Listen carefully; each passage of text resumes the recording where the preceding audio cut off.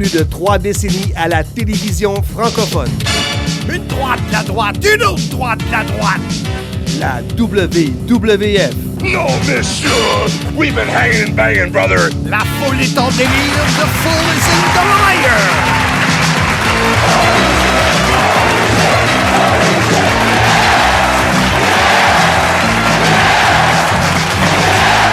La WCW.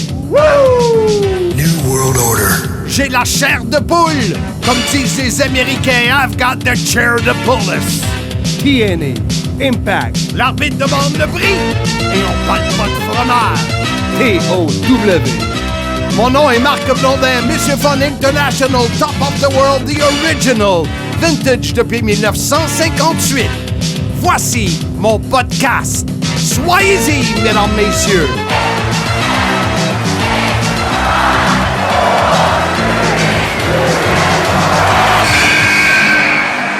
Les collectionneurs, deuxième partie, Marc. On a tellement un horaire chargé qu'on niaisera pas cette fois. J'ai-tu le temps de plugger mon commanditaire? Effectivement, vas-y. IG Gestion de patrimoine, bureau de Montréal-Rive-Sud. Mes chums Sylvain, LP, Maxime attendent votre appel. Je vais vous mettre en contact avec pour vraiment bien vous conseiller pour votre retraite ou autre placement monétaire. Les produits à l'effigie de l'émission Soyez-y, mesdames, messieurs, sont disponibles. Oui, vous pouvez contacter Chantal sur Trophée Concept CFGL Métaux. Ils ont une page Messenger ou sur la page du groupe Soyez-y, mesdames, messieurs, vous verrez sûrement repasser les pubs avec les couleurs estivales. Prochaine émission? Je vous parle de la bière, la prochaine émission. Oh! La bière, mesdames, messieurs. Mesdames, messieurs. La Comme semaine si prochaine. tu serais au printemps puis t'as le nez bouché. Oui, ben, parce que, tu sais, les Européens, Ouais. et souvent, ils m'appellent Barc Blondin parce que j'exagère le Bel Messieurs. Ah. Alors, c'est pour ça. Mais ça, je garde ça pour la semaine prochaine. Mais la semaine prochaine, c'est place à vous, les amateurs de lutte. On a déjà reçu plusieurs questions via le sim1958@gmail.com.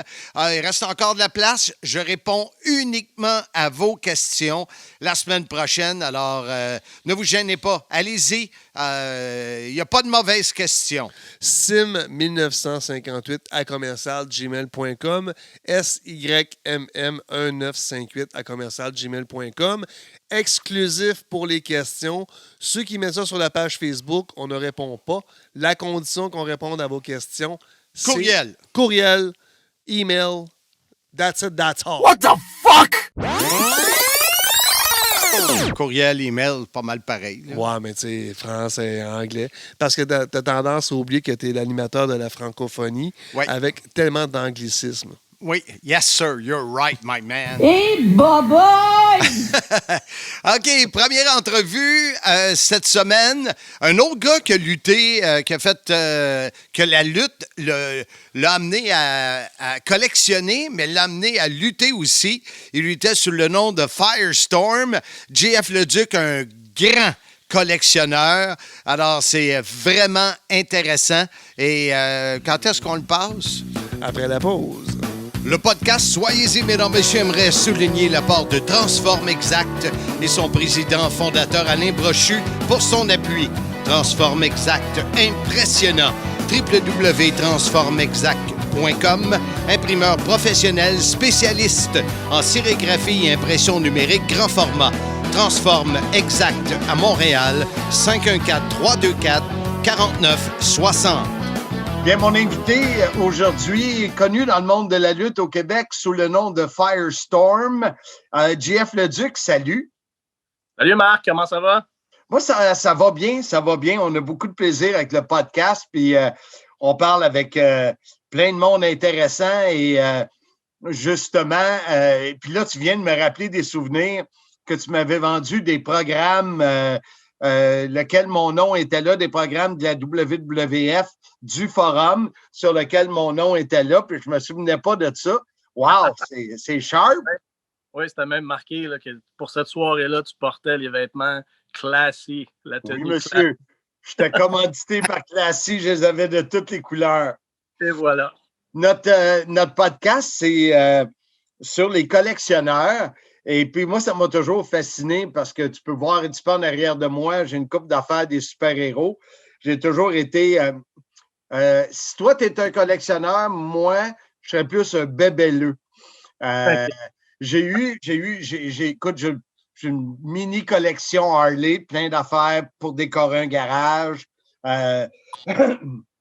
Pardon, j'ai eu dans mon bureau, je dois avoir je ne sais pas combien d'éléments super-héros, DC, Marvel, peut-être 50, 60 éléments dans mon bureau. Et dans la lutte, ben, j'en ai un peu. Mais toi, c'est incroyable. Ça a commencé quand, cette phobie-là, cette maladie-là? On parle pas de maladie. Écoute, j'ai 46 ans, puis j'ai eu mon premier bonhomme de lutte en 84. Donc, j'avais 9 ans. L'année que j'ai commencé Monsieur Fun. Oui, 84. Grosse année pour les jouets. Écoute, avec les E-Man, les Transformers, les G.I. Joe, les Super Powers, les bonhommes de lutte. On était gâtés là, pour être des enfants à cet âge-là. Là, c'était la belle époque. Puis, tu as été dans la lutte, tu as lutté. Ouais. C'est laquelle qui était la première passion? Est-ce que la collection t'a amené à lutter ou si le lutteur t'a amené à collectionner? Ben, écoute, j'ai toujours aimé la lutte. Puis comment j'ai commencé à collectionner, c'est un peu spécial parce que j'avais jamais vu un combat de lutte auparavant. Moi, j'ai été accroché à la lutte à cause des petits dessins animés le samedi matin. Les fameux Hulk Hogan Rock and Wrestling Cartoons Show là, du samedi matin, là, j'écoutais ça. Comme plein d'autres jeunes de mon âge. Puis, à un moment donné, mon père m'a emmené dans une boutique Zellers ou Art. Puis, je me suis trouvé une figurine de lutte. Ça a été ma première. Hillbilly Jim, les fameux bonhommes en plastique là, de la compagnie LGN. Puis, l'as-tu encore, celle-là? Ben oui, je l'ai encore. Puis c'était à ce moment-là que j'ai regardé derrière la carte. Puis là, on voit toutes les autres qui sont disponibles dans la collection. Puis je dis à mon père, voyons, c'est qui eux autres, les Greg Valentine, les Brutus Beefcake, sont pas dans l'émission Cartoon, je les connais pas, je comprends pas. Fait que là, mon père m'a expliqué que c'était des vrais lutteurs, c'est des vrais personnages. Puis la semaine d'après, je pense qu'on a écouté Saturday Night Main Event, puis ça a été le début de tout, là. Wow! Puis tu as ça encore derrière, dans le garage? Oui, tout est dans le garage. Écoute, j'ai un immense garage double. Quand je suis déménagé ici puis j'ai vu le garage, j'ai fait que OK, ça va être la place pour la collection parce que sinon, j'avais tout mon stock au travers de la maison où j'habitais avant. Puis je collectionne pas juste de la lutte. J'ai beaucoup de choses dans la maison aussi, là. Écoute, si ma mémoire est bonne, tu n'avais pas un stage de band? Oui, absolument. Oui. Avant de faire de la lutte, j'ai commencé en 97 à faire de la lutte. Écoute, je faisais déjà de la musique dans des groupes. On a joué dans des bars, je chante, je joue tous les instruments. J'ai même été roadie, technicien de scène pour les colocs, des groupes comme ça au Québec. Fait que la musique, c'est une grosse passion pour moi. Je collectionne les vinyles de rock, de heavy metal. Je mange de la musique. Il y a tout le temps de la musique qui joue chez moi. Puis, ce qui m'a amené à faire de la lutte en 97, c'est que je voulais faire quelque chose pour moi et non dans un groupe ou pour plusieurs personnes. Fait que la lutte m'a amené à faire un sport individuel, mais autant collectif, parce qu'on apprend à faire attention aux autres et tout, mais je le faisais pour moi. Fait que la lutte a toujours été la grande passion, puis j'ai réussi à amener ça vraiment sur le ring. À l'époque, il n'y avait pas beaucoup de fédérations à Montréal ou au Québec. Il y avait la RWR à Verdun où j'ai commencé, puis ça a vite fermé. J'ai été catapulté chez les Proux, l'UJ et Serge Proux de la ICW à Montréal. Fait que c'est pas mal eux qui m'ont montré les rudiments, puis ensuite de ça, Jacques Rougeau en 2001. Sonny Warcloud, écoute, j'ai lutté un peu partout au Québec et surtout pour la famille Leduc, Paul, Carl, Kim et Yann. On a eu beaucoup de plaisir avec la FLQ. Si on revient à la collection 1984 à 2021, quelle a été la portion d'époque où as plus acheté, collectionné? Il doit y avoir un bout que c'est là que ça a fait bang. Absolument. Écoute, tu sais, on parle de nostalgie. Les jouets de notre enfance sont restés dans notre cœur. Je te dirais que j'avais beaucoup de regrets en étant un peu plus vieux, un jeune adulte. Puis avec la folie de l'Internet, eBay, figures.com, c'est là que j'ai commencé à acheter puis à terminer, je te dirais, ma collection que quand j'étais petit. Rendu à 13-14 ans, quand tu vas t'acheter une figurine, puis tu es un peu gêné à la caisse parce que la caissière est un peu jeune, puis là, tu es obligé, comme de dire que c'est pas pour toi, que c'est pour ton petit cousin, mais que finalement, quand tu arrives chez vous, tu déballes la figurine comme si c'était toi, le petit cousin, avec autant d'enthousiasme. Écoute, j'ai jamais retourné au magasin finir la collection. Fait que j'ai toujours regretté de ne pas pouvoir terminer ça. Puis avec la folie de l'Internet, je te dirais, vers les années 97-98, c'est là que j'ai commencé à acheter ce qui me manquait. Les compagnies de figurines ont explosé aussi, je veux dire, avec Jax, ensuite avec Mattel. Fait qu'il y a toujours eu quelque chose à acheter, puis retourner dans le passé pour les trucs de la AWA ou les Hasbro, je veux dire, c'est un must pour un collectionneur de lutte, là. Puis dis-moi, excuse parce que je t'ai dérangé par un appel qui rentrait, mais quand tu pars une collection, tu veux la finir, fait que ça doit être de racheter un nouvel item, tu dois dire oh non, il faut que j'aille la collection. Faut que tu boucles la boucle.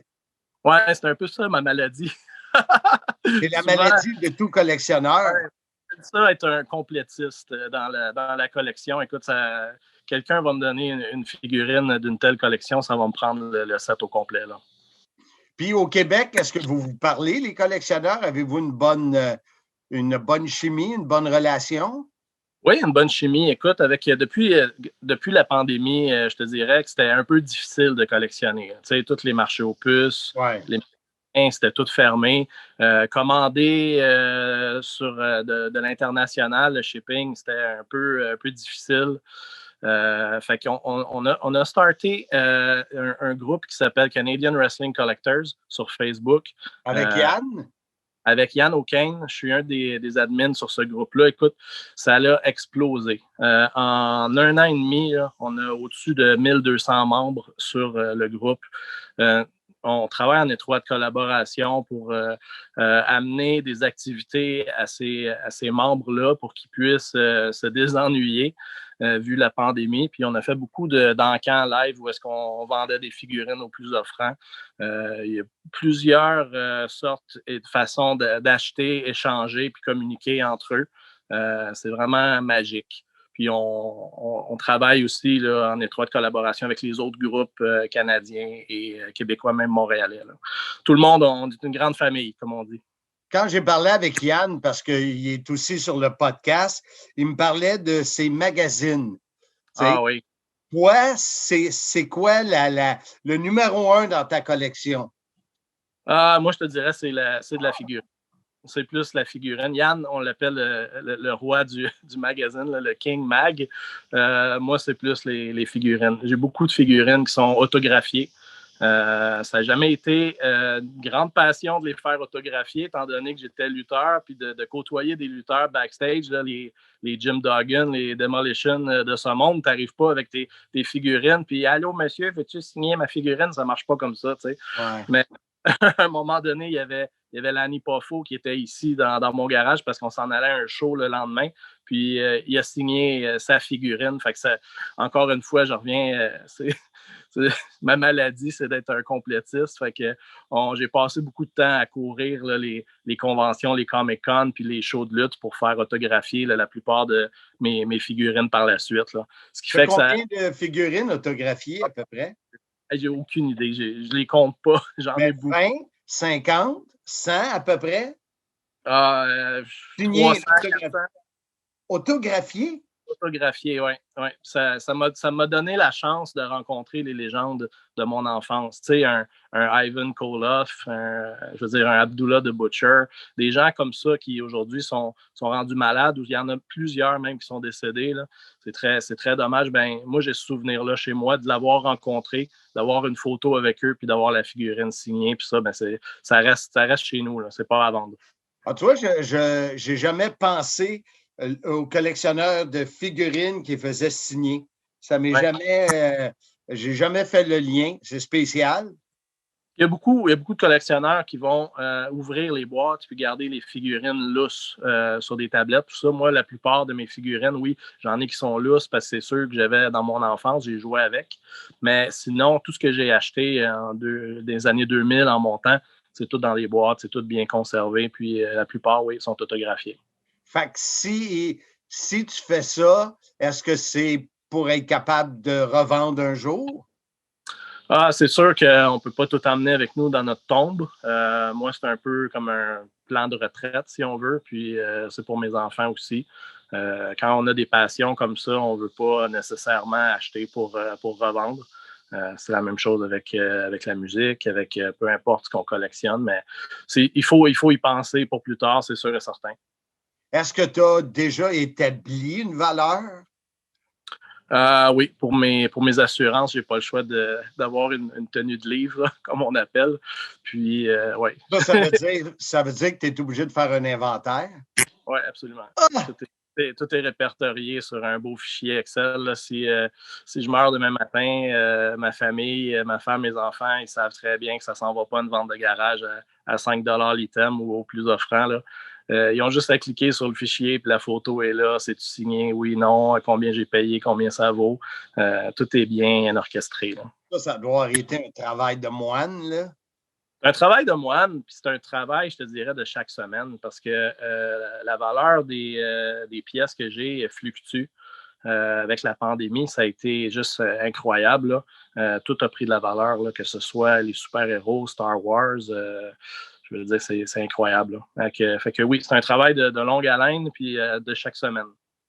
Dis-moi, si je te demandais dans les pièces que tu as, c'est quoi l'item que tu chéris le plus? Que je chéris le plus, je te dirais, écoute, souvent quand tu es collectionneur, c'est pas qu'est-ce que tu as, c'est qu'est-ce qui te manque. Fait que quand tu l'as, il y a sa tablette, on n'en parle plus, on continue à chasser pour qu'est-ce qui nous manque.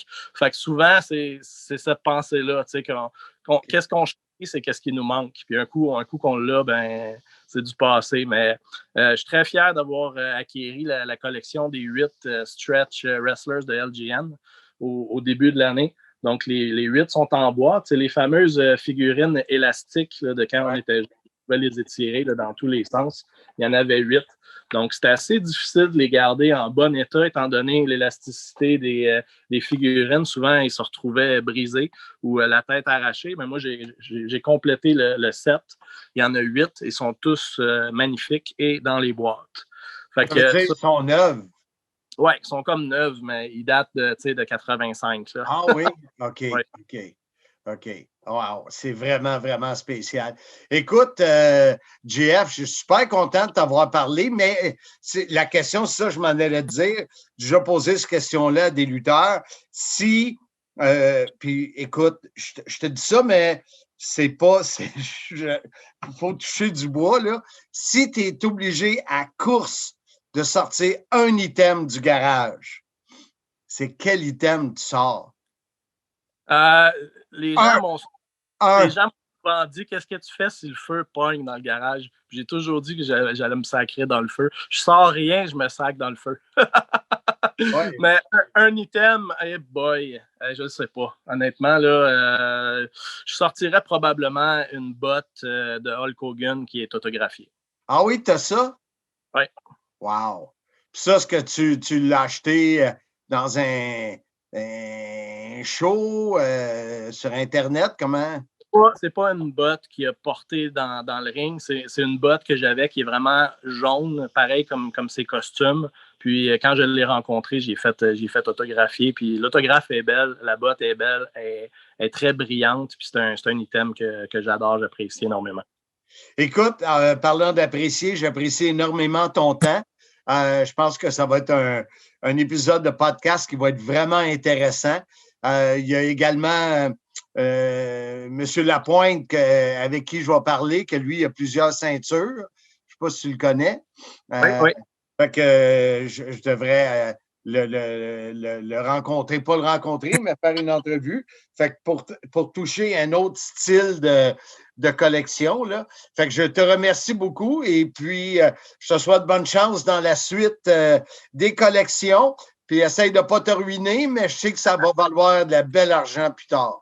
Oui, absolument. Merci beaucoup de ton temps, Marc. Puis pour les gens qui veulent rejoindre le groupe, comme j'ai dit, c'est Canadian Wrestling Collectors. Sinon, il y a la page CWC Live Wrestling Auctions. Allez vous enregistrer, puis vous allez avoir bien du plaisir sur ces groupes-là. Ça fut un plaisir, JF Leduc. Merci beaucoup. Merci, Marc. Bye-bye. Bye, merci. Un gars à qui j'ai jamais parlé encore. Je l'ai vu souvent dans des shows de la NCW. C'est tout ça? Oui, mais j'ai jamais parlé. Donc, super intéressant. Puis tu vois, je connaissais pas ces groupes Facebook-là. C'est quelque chose que je pense pas aller voir. Là, ça me donne le goût. Puis écoute, moi, j'y ai écrit après l'entrevue. Je dis, écoute, moi, j'aimerais ça. J'ai travaillé avec Sylvain Grenier. Puis j'ai rien de Sylvain Grenier. J'ai une photo de lui qui m'a donné à ma fête, là, avec un bonhomme qui se prosterne devant la photo, là, en joke. Mais j'ai dit, j'aimerais ça avoir les figurines de la Résistance. Il m'a écrit le lendemain, et j'en ai trouvé, je te l'ai commandé. Je disais, hey, wow, combien? Il dit, c'est un cadeau. Fait que, wow, gros merci, j'ai hâte d'avoir ça. J'ai encore un billet de No Way Out. Je pense que c'est en 2003. C'est les débuts de Sylvain Grenier à la WWF, WWE quand The Rock contre Hogan No. 2. J'avais conduit 12 heures dans une tempête de neige, Chibougamau, En plein Montréal. été, ça. Dans le fond, je suis parti en hiver, puis quand je suis arrivé, c'était l'été à Montréal. Hey, veux-tu arrêter de niaiser, colique? Non, je te jure, là, c'était quelque chose de fou. Là. Puis sûr. je suis arrivé au centre Molson. C'était le centre Molson dans ce temps-là, ou le centre Bell. 2003, ça devait être Molson, me semble. Je suis arrivé à la billetterie, j'ai dit, je veux ton billet le plus cher. Elle dit, c'est 400 $. Je dis, oh, un petit peu moins cher. Elle dit, 100 $. C'était 104 $, puis j'étais assis juste après le parterre. Rouge? Des caméras. Dans le fond, il y avait le parterre, tu avais la bande, puis moi, j'étais le premier banc. OK. C'était les double A. OK. Puis pendant l'événement, j'ai un chandail bleu puis une tuque jaune. J'avais demandé à ma sœur de l'enregistrer, puis je me vois comme 20 fois. Là, ouais? J'ai tellement reculé souvent en cassette que la bande magnétique est brisée à un certain endroit. T'as plus ta tuque? Non, j'ai plus ma tuque. Une belle Non, tuque mais je veux jaune. dire, sur la bande, à force de passer. En fait, on me voit dans les escaliers monter, puis je tape dans les mains à un gars. Il y a un gros zoom sur moi. Hey, mais en temps de COVID, taper dans les mains. Ah là là là là là là, je te parle de 2003. Bon. Encore une Tu fois, sais, quand il y a un blanc de même, là, c'est qu'on se dit, OK, pourquoi qu'on a parlé de ça? Non, c'est parce que tu me fais tout le temps ce coup-là. On dit que tu t'en fous de moi. Non, c'est pas ça. Ben non. Ben, ouais, un peu. Ça c'est chier, c'est plus que chier. Donc, vu de même, on va aller à la publicité parce que tu as encore une entrevue. Ouais. Un Puis maniaque de Pourquoi ceinture. c'est moi qui fais toutes les entrevues? Parce que c'est moi qui ai tout l'argent. Oui, c'est ça. OK. Ben, j'ai juste eu 200 $ depuis 15 épisodes. T'aurais pas dû le déposer, ça va valoir de l'argent, ça, c'est un chèque de Un collection. chèque, c'est ça que je vais avoir. C'est ça que tu vas me dire. Oui, écoute, Vincent Lapointe, c'est quelqu'un que j'ai rencontré à un moment donné. Je suis allé voir. T'étais pas là, toi? On avait été chez un de mes chums écouter WrestleMania à Blainville. Des Oui. gros steaks. Non, c'était le Royal Rumble. OK, mais il était là, lui, Vincent. Mais je ne le connaissais pas dans le temps. C'était mon premier contact. Et là, j'ai capoté en lui parlant. Écoute, collectionner des ceintures de lutte. Fait que vous allez voir, c'est très intéressant. Et on va écouter ça après la pause. Le podcast Soyez-y, mesdames, messieurs, souligne l'appui de Pneus et Mag Côte-Saint-Louis sur la rive nord de Montréal. Mon choix en matière de pneus et mag. Le plus gros inventaire de pneus et mag neufs et usagés des Laurentides. On parle ici de plus de 5000 pneus d'occasion en stock. Tu cherches des pneus, des roues, c'est la place. Vous verrez que notre équipe est de loin la meilleure dans le domaine. Rapidité, efficacité, sans oublier les sourires. Demandez un prix en communiquant au 450-437-9771. Dans ce podcast sur les collectionneurs, j'ai le plaisir d'avoir Vincent Lapointe. Tu as mis une photo où on voit plusieurs ceintures, mais là, la question qui tue, t'en as combien de ceintures? Écoute, là, j'en ai qui sont en préparation. Je vais en avoir 21. 21? Oui, j'ai 21 ceintures de lutte. C'est incroyable. Et puis, tu sais, je parlais de ça parce que je disais à mon épouse, je prends quelques minutes pour aller faire une entrevue. Puis elle a dit, collectionne quoi? Je dis, les ceintures. Ben, voyons donc. Parce que ça, là, c'est quoi? C'est un minimum de 500-600 piastres la craque? Écoute, ça dépend de la qualité. Ça peut aller, je te dirais, entre 700 US jusqu'à 4500 US. Tout dépendamment de qu'est-ce que tu veux.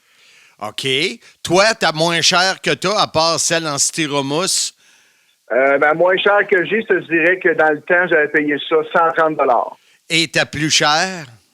Ma plus chère, présentement, c'est que le prix de la valeur, moi, je l'ai payé 1500, mais elle est rendue 4500 canadiens.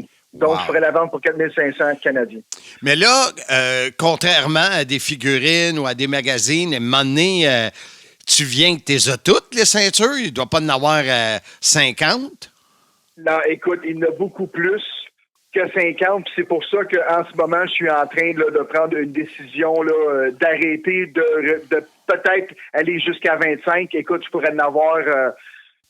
écoute, je pense qu'il y a plus que 200 facilement modèles que je pourrais avoir, mais là, à un moment donné... Mais quand tu dis 200 modèles, c'est-tu de fédérations partout à travers le monde ou si on parle des fédérations qu'on connaît?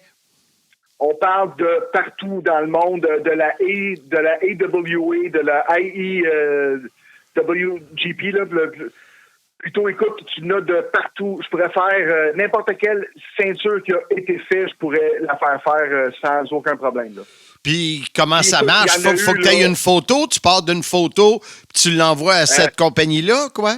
Exactement. C'est sûr qu'eux ont besoin des références, surtout sur des vieilles ceintures, disons, des années 70, parce que là, ils ont pas d'art pour ça, là, tu sais, le artwork, ouais. Ils l'ont pas, ouais. Exact. Donc, oui, c'est avec des photos qu'ils essaient de faire une réplique le plus véritable. Là. Puis, j'imagine que ta fédération première doit être la WWE. Oui, c'est la WWE que j'ai le plus de ceintures de lutte. Bien évidemment, j'ai, disons, de Hogan, disons, 1985 jusqu'à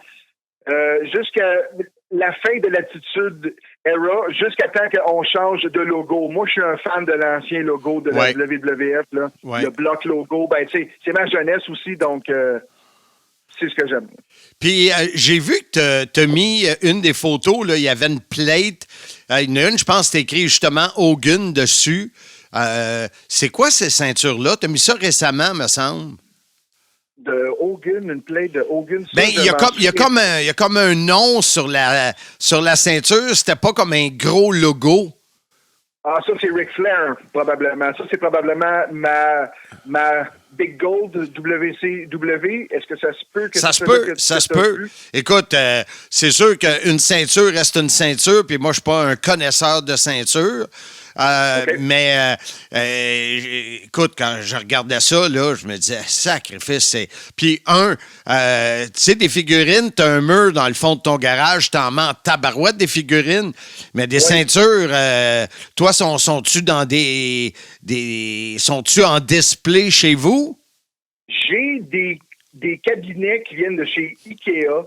Le nom, c'est des Delft Top. En tout cas, c'est bizarre le nom, là. Puis ça, tu peux en mettre 4 dedans. Puis c'est tout vitré sur 4 côtés. Donc, c'est là-dedans que j'ai mis comme présentoir. OK. Puis est-ce que quelqu'un qui rentre chez vous, il voit ça ou c'est dans un garde-robe ou dans ta chambre? Ou... Non, c'est dans ma chambre.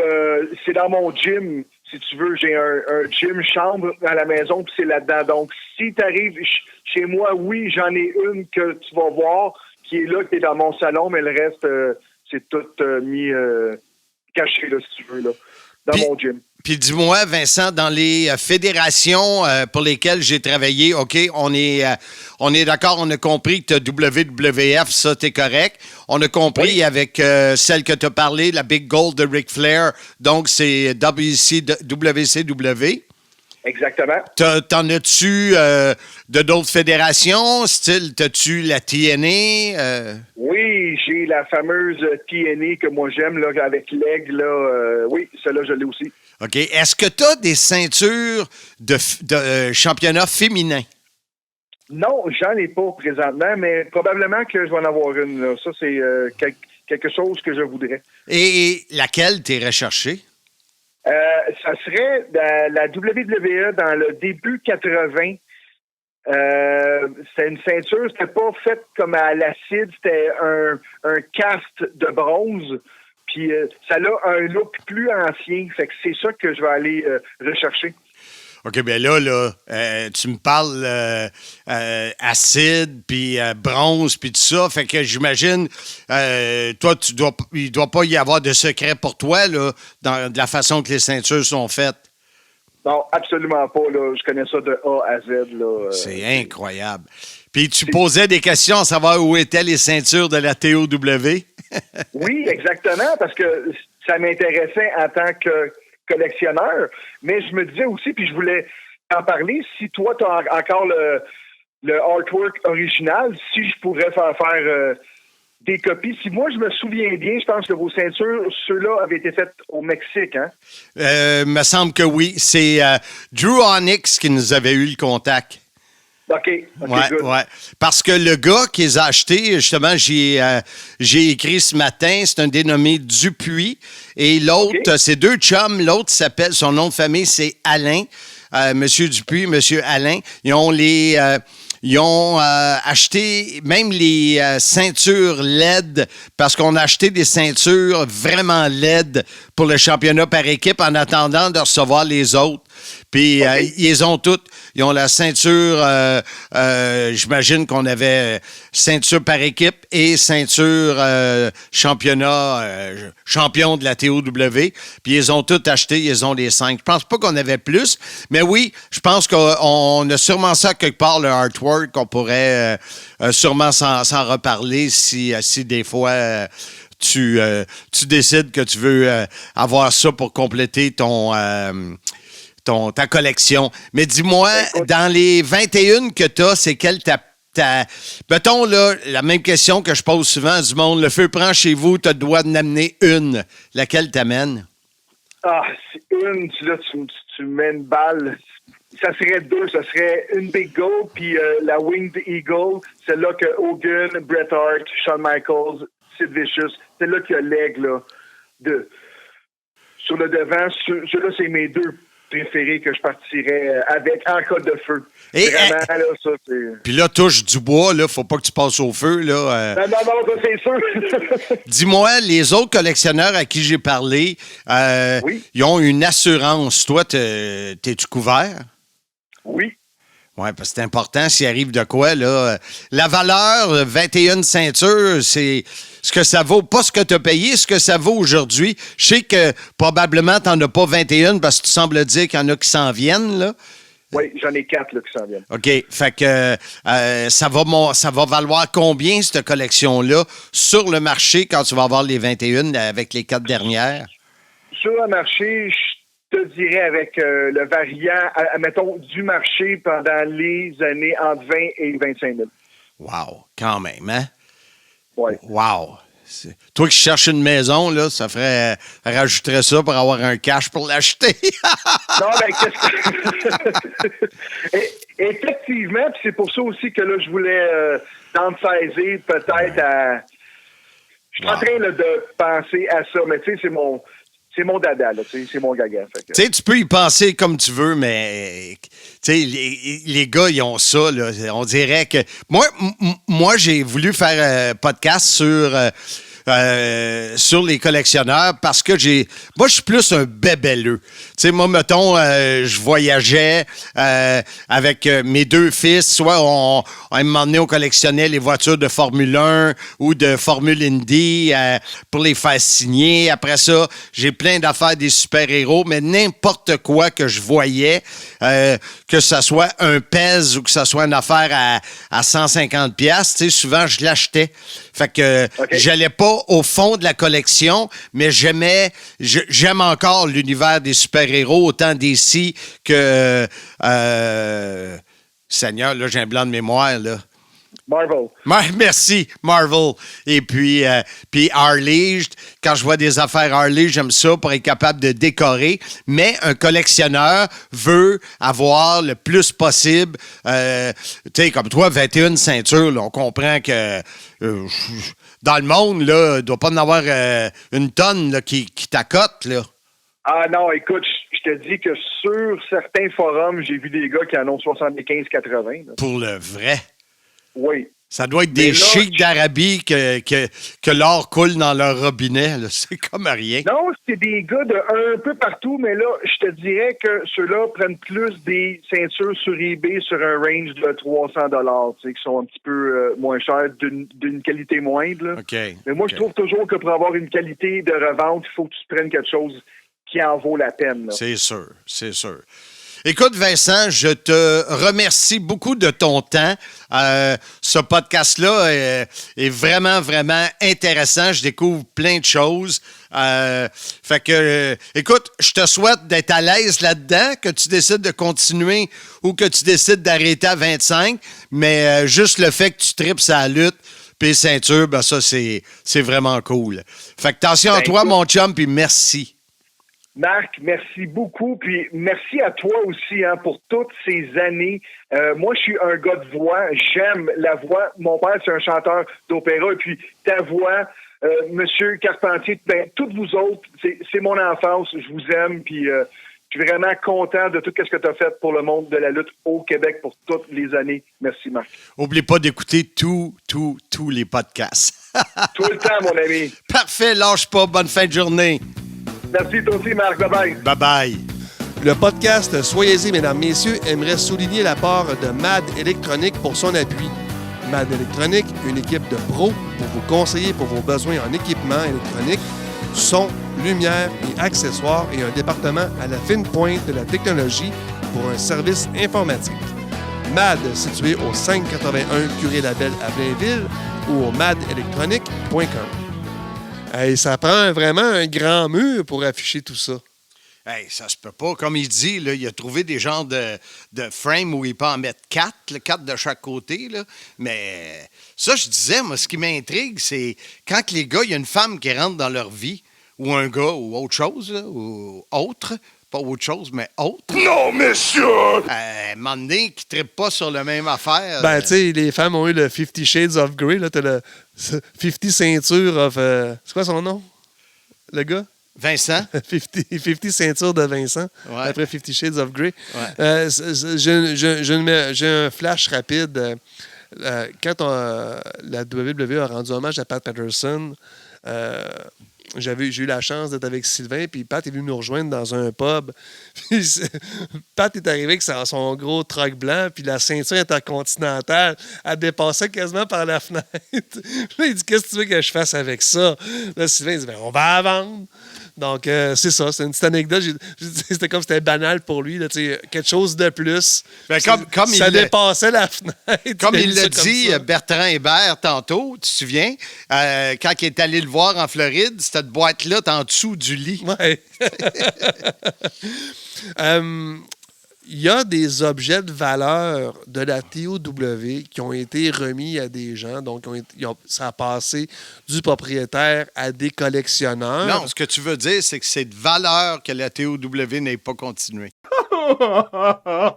Puis je suis étonné de savoir que ça a été vendu. Mais bon, ça appartient à ceux de vendre les objets, ça appartient à ceux qui les avaient. Bref, les ceintures de la TOW par équipe et la ceinture de champion.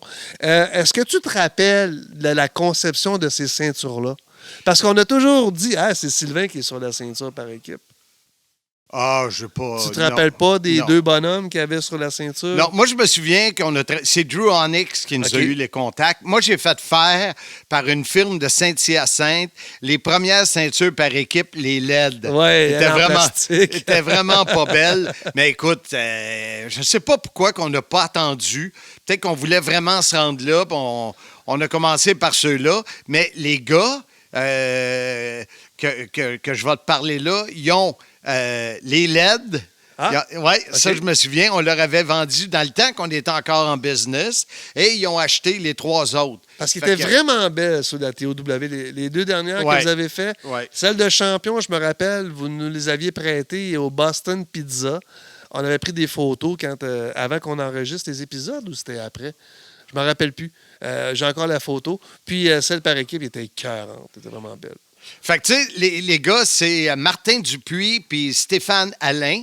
Ça, c'est des gars que j'ai rencontrés à Sherbrooke, entre autres, quand on a fait la TNA. C'est vraiment... eux autres, ils ont la collection des ceintures de la TOW. Effectivement, les collectionneurs, c'est pas juste au Québec que ça se passe, parce que ça se passe du côté international. Sinon, il n'y aurait pas eBay qui existerait dans ce fabuleux monde-là. Mais là, tu as rencontré, par le biais des réseaux sociaux, un bon collectionneur qui vient des Europes. Oui, Jordan. Et lui, écoute, il a vu le message passer, puis il dit... Est-ce que je suis un collectionneur? Il dit, j'ai plein de DVD. Puis tout. Je dis, ben oui. Puis j'ai dit, moi, ça m'intéresse de voir la différence, comment ça se passe en Europe ou dans les Europes, contrairement à ici. Est-ce que et comme les autres, les Québécois m'ont dit, souvent, c'est des objets similaires, mais présentés dans un autre packaging, des choses qui sont différentes. Alors, on va écouter l'entrevue avec Jordan. Mon invité qui est des Europes, comme j'aime le dire, Jordan Dumas, comment vas-tu? Eh bien, très bien, merci. Et vous-même, Marc? Oui, ça va très, très bien. Écoute, l'été arrive, le podcast va bien, la pandémie, tranquillement, s'estompe. Donc, oui, on peut dire que ça va bien. De votre côté, vous êtes en France? Et oui, tout à fait. Je suis en France et bon, pour le moment, ça va plutôt bien. Pareil, la pandémie évolue plutôt dans le bon sens. L'été arrive aussi, il fait plutôt bon. Donc, c'est vrai qu'en France, de mon côté, tout se passe plutôt bien. Bon, c'est bien. Dis-moi, Jordan, quel âge as-tu? Et je vais avoir 24 ans bientôt. C'est ce que je pensais sur la photo Facebook. Tu avais de l'air assez jeune.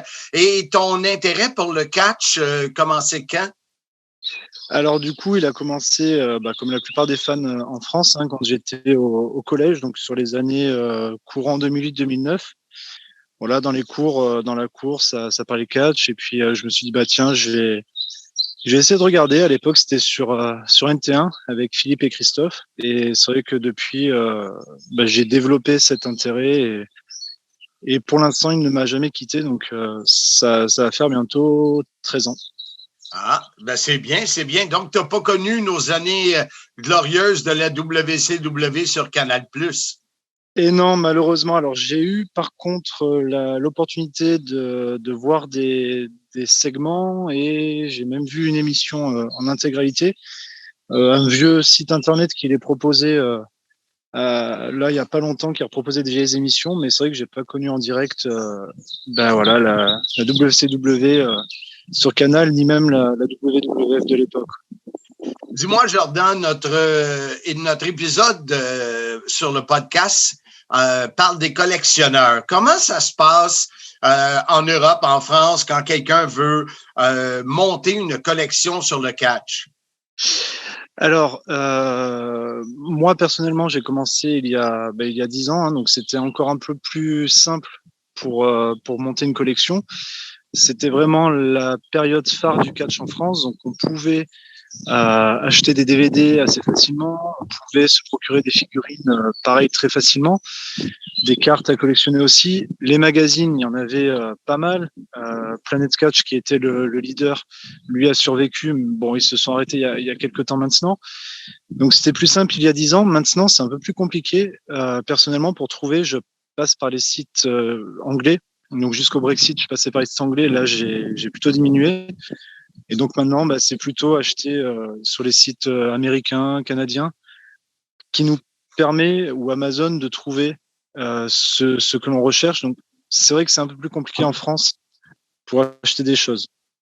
Et toi, tu as commencé à collectionner quoi au juste? Est-ce que c'est côté image, des émissions en DVD ou choses du genre, ou c'est plus des accessoires, t-shirts ou autres? Alors du coup, moi j'ai commencé plutôt côté image, comme vous dites, c'est les DVD. J'ai vraiment commencé les DVD. Mon premier a été Breaking Point 2009 et depuis, j'ai pas cessé d'en acheter. Et là, j'ai dépassé le cap des 1100 DVD, VHS collectionnés en 10 ans. Donc c'est vrai que j'ai plutôt axé ma collection sur les DVD. Et l'an dernier, j'ai commencé à revenir un peu aux fondamentaux, on va dire, avec les t-shirts, les figurines et quelques petits accessoires, notamment plutôt des autographes. Donc voilà, globalement, j'ai une collection qui est plutôt axée côté image. Wow, 1100, c'est quand même beaucoup. Et ouais, c'est beaucoup, ouais, ça prend beaucoup de place, énormément de place, mais c'est vrai que quand on les voit, on se dit ça valait quand même le coup. C'est tellement joli à voir et puis de se dire qu'on possède la matière, en fait, on possède vraiment la matière, c'est le top. Dis-moi, Jordan, ma première pensée serait que c'est plus facile d'être collectionneur au Québec, du moins en Amérique, qu'en Europe. Es-tu d'accord avec mon affirmation? Ah ouais, tout à fait. Ouais, c'est bien plus simple. C'est vrai que là, j'ai des connaissances qui vivent même en Angleterre, même au Canada, et c'est vrai que elles peuvent se procurer des choses que nous ici en Europe, en France notamment, on a énormément de mal à se procurer. Hein. Pour trouver quelque chose aujourd'hui dans le commerce, c'est quasi impossible. Et c'est vrai que vous, de ce côté-là, vous êtes bien chanceux parce que vous êtes vraiment, on va dire, privilégié dans la mesure où vous pouvez vraiment acheter ce que tout collectionneur voudrait avoir. Dans ta collection, quelle est la pièce que tu chéris le plus? Alors, c'est une bonne question. Si je dois parler collection au sens global, je dirais que c'est mon autographe de Shawn Michaels qui date de 96. Donc, c'est son ancienne signature. C'est un autographe qui est authentique et qui a 25 ans. Donc ça, pour moi, c'est vraiment la pièce maîtresse dans le sens où je suis un énorme fan. Même si, pour le coup, je l'ai connu que en direct sur ces dernières années, j'ai appris à l'apprécier et à l'aimer beaucoup. Donc c'est vrai que pour moi, c'est plutôt ma pièce maîtresse dans la collection au niveau global de la collection. Et ma dernière question, Jordan, si tu avais un item à trouver que tu cherches depuis longtemps, ça serait quoi? Alors là, l'article que je cherche depuis longtemps, c'est le DVD, le seul DVD de la WCW qui a été édité. C'est une exclusivité japonaise. Et alors ça, c'est vraiment à trouver, c'est la perle rare. Alors j'ai plus le nom exact, c'est le pay-per-view de 2000. C'est le Millionaire Club contre le New Blood, normalement. Et ça, c'est vrai que c'est vraiment la perle rare et la pièce maîtresse qui serait dans ma collection. Écoute, je te remercie. Je sais que ça n'a pas été facile de se linker, je ne sais pas comment dire en français, de se rejoindre. Et je voulais ajouter un segment sur collectionneur côté européen. Alors, j'apprécie ta disponibilité. Et on va inclure ça dans notre podcast et j'espère que tu vas continuer à suivre le groupe Soyez-y, mesdames, messieurs, et les épisodes du podcast également. Eh bien, merci à vous, Marc. Et oui, je vais continuer à le suivre. Et puis, c'est un plaisir qui a été partagé parce que c'est vraiment très intéressant de pouvoir discuter avec vous de vive voix. On l'a eu fait via les réseaux il y a depuis quelques mois, et c'est vraiment très plaisant. Donc, je vous remercie. Ben, c'est moi qui te remercie et bon succès dans ta recherche et ta continuité en tant que collectionneur de catch. Eh bien, merci beaucoup, Marc. Au plaisir. À bientôt. Le podcast Soyez-y, mesdames, messieurs, aimerait souligner l'apport de la Shop à Pâtes pour son appui. La Shop à Pâtes au 790 Sainte-Hélène à Longueuil, une épicerie fine que tu te dois de découvrir, un vrai coup de cœur. L'Italie dans ton assiette. Une fabrique de pâtes 100% semoule style italienne. Les meilleures pizzas sauce maison et des plats préparés maison, dont le mac and cheese. La Shop à Pâtes 100% québécois y approuvé. Aliments du Québec. Visite shopapâtes.ca. Après avoir entendu Jordan, voici un autre Européen qui a la même passion que nous tous pour la lutte ou le catch. Alors, je vous invite à écouter un autre collectionneur qui vient lui aussi de la France et son nom est Marcus Pimpin. On l'écoute. Toujours sur les collectionneurs, j'ai un invité, lui aussi il vient des Europes, Marcus Pimpin. Est-ce que c'est ton vrai nom, ça, Marcus? Alors, mes amis m'appellent Marcus. Alors, je m'appelle Marc comme vous aussi, mais Marcus Pimpin, c'est un pseudonyme. Parfait. Donc, vous demeurez inconnu ou incognito. Exactement. Marcus, j'ai vu que tu avais écrit un message sur le groupe Facebook Soyez-y, mesdames, messieurs, pour notre épisode sur les collectionneurs. Exactement, oui, c'est bien ça. Dis-moi, de ton côté, est-ce que premièrement, l'Europe, c'est grand? Est-ce que tu es de la France ou de la Belgique? Alors, j'habite en France, dans une petite ville qui s'appelle Brest, en Bretagne. Donc, j'habite la même ville que l'ami Cody des rebuts du catch.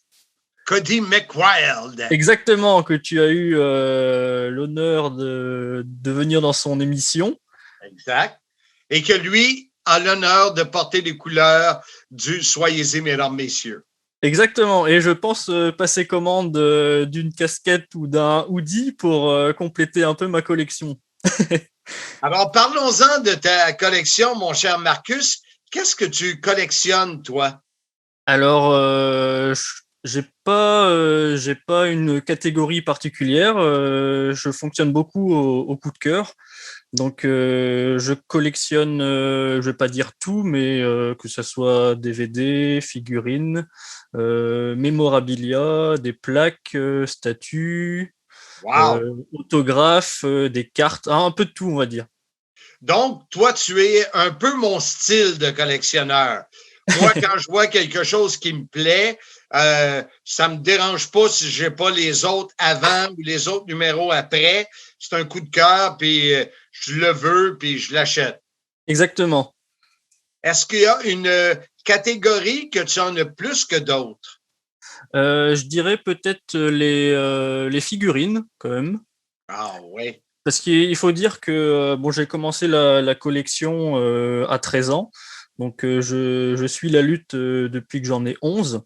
Le premier, on va dire, objet de collection que j'ai eu, c'était un magazine de Raw en 2003, en couverture Kane. Donc ça a été mon tout premier objet, on va dire. Et après, en France, les DVD sont apparus aux alentours de 2006. Donc, mon premier DVD de catch a été Backlash 2006. Okay. Et après, ça s'est suivi de beaucoup d'autres choses, on va dire. Dis-moi, donc, toi, tu as quel âge aujourd'hui? Alors, j'ai 31 ans aujourd'hui. Alors, toi, est-ce que tu as pas connu l'époque, la plus grande époque du catch en Europe, c'est-à-dire l'époque où j'animais en Europe? Non, j'ai pas eu cette chance. Mais on va dire que ma collection est centrée sur plus le old school, car moi, ce qui m'intéresse dans le catch, c'est plus le côté catch, lutte old school. Donc, tout ce qui est période WWF des années 80-90. Donc, à savoir que moi, mes catcheurs favoris, mes lutteurs favoris sont Bret Hart, le Hitman, et aussi le Nature Boy Ric Flair. Ah, faudrait que tu sois acheteur de mon chandail des Hitman autographié par Bret Hart. Il est à vendre d'ailleurs. Ah oui, d'accord, bah, peut-être que ça m'intéresse. Toi, dans ta collection, quel est l'item que tu chéris le plus? Alors, que je chéris le plus, c'est tout à fait, c'est sentimental. En plus, en fait, j'ai eu la chance de rencontrer Bret Hart en 2019 à Liverpool lors d'une convention. Et en fait, j'ai eu la chance de le rencontrer donc à sa table pour les sessions de dédicaces. Donc, je lui ai tout d'abord fait signer un magazine. Un magazine où on voit en couverture Bret Hart et l'Undertaker. C'était pour le pay-per-view SummerSlam en 97. Okay. Et à la suite de ça, en fait, j'avais choisi ce magazine parce qu'il était, j'aimais bien la couverture et puis le match, ça reste un superbe match. Et pendant la session, je portais en fait des lunettes. Donc des répliques que les fans pouvaient acheter dans les années 90. Donc les miennes, c'est la version noire et rose. Donc ce sont les lunettes qui ont été produites durant l'année 96-97. Et en fait, Bret Hart a vu que je portais ces lunettes-là et il m'a tout simplement posé la question si je voulais qu'il me les dédicace. Alors moi, ça a été un grand oui et j'étais surpris même qui veuille me les signer en plus gratuitement. Et voilà, ça reste mon objet coup de cœur fétiche qui est bien exposé dans une vitrine sous protection. C'est bien. Et si tu avais un item que tu cherches et que tu veux trouver, quel serait cet item? Alors, il y a beaucoup d'items. Il y en a un en particulier. Alors, j'ai pas eu la chance de voir lutter Eddie Guerrero en live. Donc, malheureusement, parce qu'il est décédé en 2005. Mais il y a une plaque commémorative de l'événement WrestleMania 20, où il y a un morceau du tapis du ring avec une dédicace d'Eddie Guerrero dessus. Donc ça reste un item que je recherche depuis pas mal de temps maintenant. Wow. Et est-ce que tu passes beaucoup de temps à chercher? À chercher, à peaufiner. Est-ce que tu revends des fois ou non? Après, voilà, pour ma part, donc en France, faut savoir que c'est très compliqué de trouver des items sur la lutte. Je dois beaucoup passer par Internet, forcément, par eBay. J'achète au Royaume-Uni, en Allemagne. Des fois, ça m'est déjà arrivé d'acheter au Japon, mais la plupart des items se trouvent quand même aux États-Unis. Bon, maintenant, avec les frais de port, le Brexit, ça pose pas mal de soucis voilà, dans les recherches, parce que forcément, ça fait grimper le prix. Mais je recherche régulièrement, je fouille presque tous les jours, on va dire, sur eBay. J'ai mes petites notifications activées. C'est pas mal de recherches quand même de travail. Il y a pas mal d'objets d'items que je recherche quand même encore en ce moment. Donc c'est beaucoup de recherches quand même. Écoute, moi, je suis posé de voyager, aller du côté de la France et de la Belgique avec mon épouse j'espère peut-être au courant de l'année prochaine, 2022. Avec grand plaisir.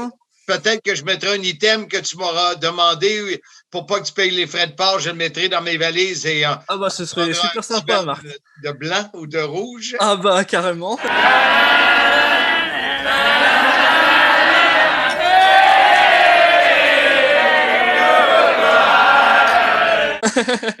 Tu es plus Bordeaux ou écoutez, moi je suis vin rouge, ça c'est évident. Je suis vin rouge aussi. Fait que j'aime pas mal tous les vins. Ouais. J'aime pas mal tous les vins. On pourra faire un bon échange de procédés. Écoute, Marcus, je te remercie de ton temps. On va ajouter cette entrevue à l'épisode sur les collectionneurs, le part 2. Et c'est toi et Jordan, ça nous donne vraiment une idée, nous, les Québécois, comment ça se passe pour des gens qui ont la même passion que nous et qui font des recherches, mais qui sont de l'autre côté de l'océan. Alors, merci beaucoup de ton temps et au plaisir de te reparler, Marcus Pimpin Bérard Bécieux. Merci infiniment à toi, Marc. C'était un vrai plaisir et puis un honneur d'être dans ton émission. Et puis voilà, comme tu le dis si bien, soyez-y, mesdames, messieurs. Et à bientôt. Exactement. Salut. Salut. Garage Martin-Henry, mon choix sur la rive nord de Montréal. Pour tous les services mécaniques automobiles et moto. Et ceux de Monsieur Fun, c'est une équipe attentionnée, honnête et surtout serviable. Pour vos besoins en mécanique générale, faites comme moi, communiquez avec Martin ou Tony sur Facebook, Garage Martin-Henry ou encore au 450-433-0223. Mon invité sur le podcast Sim, soyez-y, mesdames, messieurs, Stéphane Alain. Stéphane, il y a plusieurs personnes qui se posent la question, où sont les ceintures de la TOW? Ils sont chez vous? Oui, une partie, ils sont chez moi, puis une autre partie sont chez mon ami. On a acheté les ceintures ensemble. Martin? Oui, avec Martin. OK. Là, nous, on s'est rencontrés, Stéphane, je pense. La première fois, c'était au show de la TNA à Sherbrooke? Non. Mais non? Les shows de la TOW, j'ai raté juste les 2 premiers. À part ça, à partir du 3e, je pense qu'on s'est rencontrés au 3e ou au 4e show de la TOW. Fait que toi, tu viens de la région de l'Estrie, je pense, hein? Oui, je viens de Magog. Fait que tu partais de Magog pour venir voir les shows de la TOW. Oui. Puis je vois, là, les gens, nous autres, c'est juste audio, mais moi, je vois les affiches derrière toi de la TOW. Donc, tu étais un bon fan de notre fédération. Oui. Aussitôt que j'étais voir un show, j'ai préféré aller voir ces shows-là qu'aller voir un show de la WWE. C'est donc bien fin, tabarouette. J'aimais bien l'ambiance puis les contacts qu'on avait avec les lutteurs avant les spectacles et après, tout, là, j'adorais ça. Puis l'histoire des ceintures, c'est venu comment, ça? Ben, j'ai vu que les premières ceintures qu'on a achetées, c'est celles par équipe, les vieilles. Les vieilles qui sont pas très belles. Oui, mais moi, c'est pas juste la beauté, c'est les lutteurs qui l'ont eu, ces ceintures-là. C'est ça que c'est l'histoire qui vient avec ces ceintures-là. Ça, je pense que c'est moi qui vous les avais vendues. Oui. Au show à Sherbrooke. OK. Puis, comment s'est passée la suite pour que vous alliez chercher les autres ceintures? Moi, je pense que je n'étais plus dans la TOW à ce moment-là. Non. Disons que ça a pris... on a achalé pendant au moins une bonne année pour essayer d'avoir ces ceintures-là. Puis, à fin de compte, on a réussi à les avoir, moi et Martin. Ça, vous les avez achetés de Jean-François? Oui. J'ai eu de Jean-François, oui. Puis là, comment vous partagez ça, les échanges? Faites-vous un échange comme une garde partagée ou quoi? Non.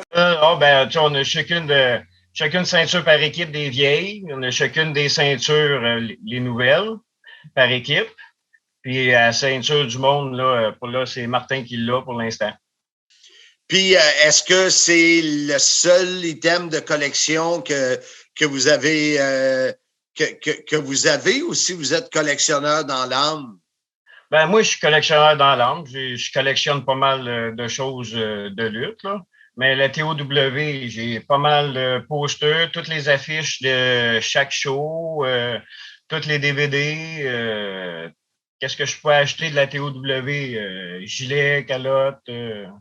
Comme tu vois sur mon mur, j'en ai une coupe en arrière là, de moi. Là. Oui, bien, je vois aussi la ceinture qui est sur le bureau. Je voyais une casquette tantôt. Je vois la main en haut avec le chiffre numéro 1. Oui. Oui, t'es vraiment... ça doit t'avoir fait de quoi quand on a fermé la TOW? Oh oui, ça m'a fait quelque chose. Moi, ça me faisait une belle sortie. Nous autres, on se prenait... La plupart du temps, on prenait une table, puis... sur le bord du ring, puis Je pense que les 2 premiers shows, on était dans les estrades, puis après ça, on a commencé à prendre des tables. Table VIP, puis je me souviens, je vous écrivais, vous étiez toujours preneur. Oui. On était là pour le show télévisé et tout. S'il y a des collectionneurs qui veulent acheter ceinture, êtes-vous vendeur ou non? Ouf, ça va être dur. Ça va être dur parce que moi, c'est plus les souvenirs qui viennent avec ça, puis tout ça. Puis, Est-ce que les ceintures de la TOW, est-ce que ce sont tes plus beaux items de collection ou si tu en as encore des plus beaux? Non, c'est mes plus beaux. Wow. Et celles que je trouve qui ont plus de valeur là, pour moi, là, pour mon cœur, là, c'est les ceintures de la TOW. Puis donne-nous un petit aperçu. Qu'est-ce que tu as autre dans tes items de collection? Qu'est-ce que tu collectionnes? Qu'est-ce que je collectionne? Tout ce qui est comme les cartes de lutte, les DVD de lutte. Souvent, j'ai des bonhommes, le monde m'achète des bonhommes de lutte ou des pops de lutte. Les autographes. Oui. Comme à chaque show de TOW, j'ai mes photos puis des autographes de tous les lutteurs qui sont venus de la TOW. Toutes les vedettes qu'on faisait venir des États-Unis et d'ailleurs. Oui, les vedettes puis les lutteurs québécois et tout, surtout.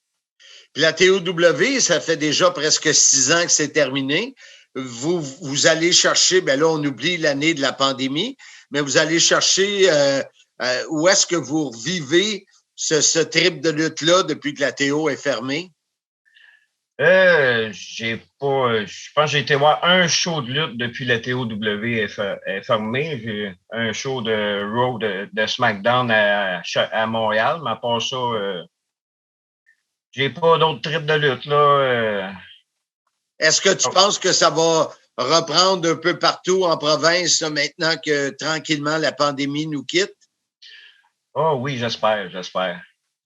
Parce que je connais beaucoup de lutteurs québécois, puis la plupart, ils ont tous bien hâte de recommencer. Oui, c'est sûr. Écoute, tu sais, quand les lutteurs ou même les producteurs ou les animateurs, à un moment donné, on peut prendre ça pour acquis. Puis quand tu es 1 an et quelques que tu es arrêté, je sais que les lutteurs, puis ceux qui veulent repartir des fédérations ou repartir leur fédération, ben j'espère que les lutteurs québécois se sont quand même gardés en forme pendant la pandémie pour reprendre, tu sais. Oui. Écoute, je suis vraiment content d'avoir pris quelques minutes avec toi parce que je reçois, quand j'ai dit que je faisais un podcast sur les collectionneurs, il y a un paquet de monde qui me demandait qui a les ceintures de la TOW. Fait que ça avait l'air à susciter un intérêt. Puis il y a des gens qui m'écrivent. Écoute, je te dirais que j'ai reçu au moins 10 courriels, moi, que j'ai reçus, que des gens qui veulent les acheter. Fait que je leur disais, ben moi, je suis plus là, fait que je les ai pas.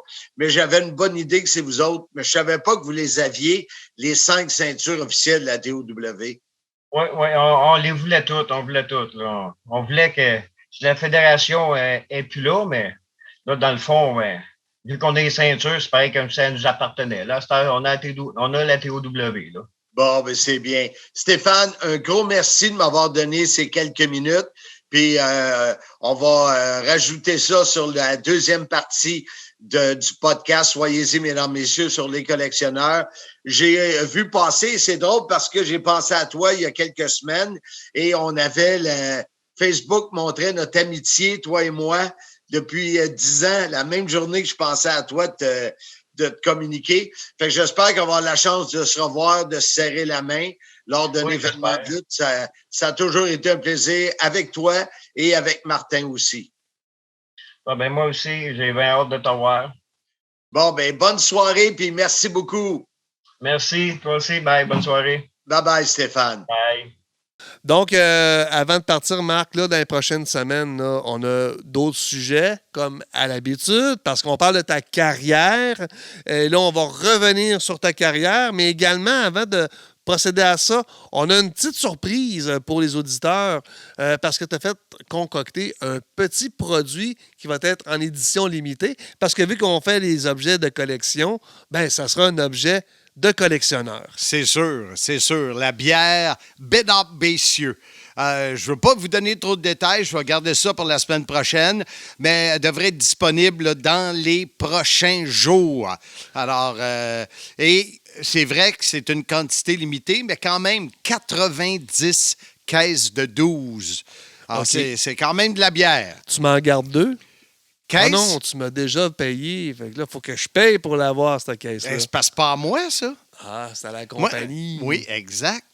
J'ai pas de ristourne là-dessus en passant. Juste si tu ramènes les bouteilles vides. Oui, exact. C'est 60 cents, je pense, la bouteille. Pour vrai? Parce qu'ils font pas de canettes, eux autres. Okay. C'est des bouteilles. Okay. C'est vraiment intéressant. Puis le vidéo qu'on va mettre sur la page, Liam a tout filmé. Je suis allé brasser. Je suis allé mettre les cerises.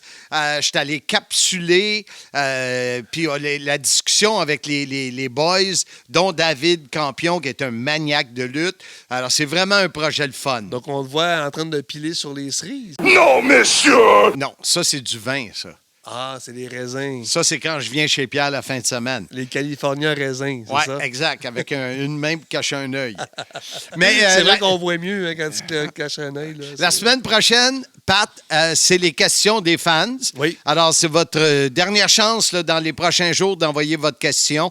SYMM 1958 en commercial gmail.com. Question à Marc. On répond à vos questions. Mais pas tes questions personnelles. Et bye-bye! Des questions professionnelles. Ben oui, professionnel, c'est sûr. Et je vais répondre le mieux de mes connaissances, mais au moins, je vais avoir le temps de me préparer. Après, c'est un mot que tu sais pas ce que ça veut dire. Non, ça. la spontanéité, c'est toujours ce on qu'il y a va de mieux. donner tous les détails également de la nouvelle bière, la Bédard Bessieux. Un gros merci à IG Gestion de patrimoine, Bureau de Montréal-Rive-Sud. Mes amis Maxime, Sylvain, LP, que je peux vous mettre en contact si vous avez le goût d'avoir une bonne équipe, très bonne équipe pour s'occuper de vous en vue de vos placements, de votre retraite. IG Gestion de patrimoine. On plug également tes chandails de l'émission Sim. Il y a plus que des chandails. Oui, tu mets Il y a ça. des verres thermos à vin blanc. Il y en a que... Ça me fait penser... Il y a 2 personnes. Il y a mon frère Yves qui met de la glace dans son vin, puis il y a ma belle-sœur aussi qui fait ça.